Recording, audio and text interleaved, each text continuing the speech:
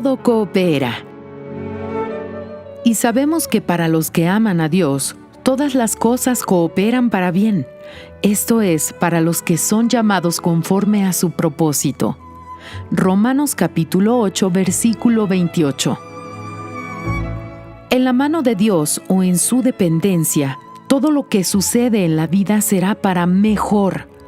Es difícil entender esto cuando se vive en dificultades, cuando se está en medio de las tempestades, cuando los exámenes clínicos eliminan las últimas esperanzas de vida, cuando sucede la pérdida de un gran amor, cuando todos los sueños se evaporan de la noche a la mañana.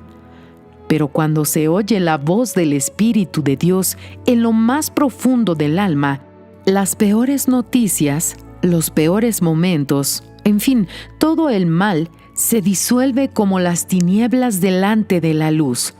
Esta convicción íntima testifica con nuestro espíritu que para los que aman a Dios, todas las cosas cooperan para el bien. Romanos 8, capítulo 28.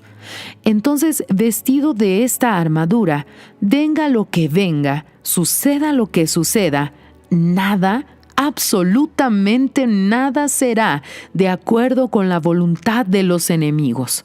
Por peor que sean las tormentas, los consejos de los amigos de Job, los exámenes médicos, la pérdida de un gran amor, aún así, tarde o temprano, se verificará que todo lo que sucedió fue para bien, o mejor dicho, para mejor.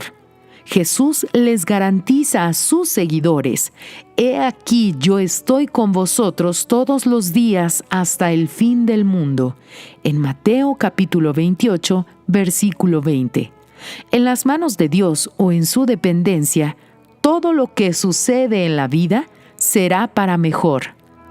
Fragmento del libro El pan nuestro para 365 días del obispo Edir Macedo.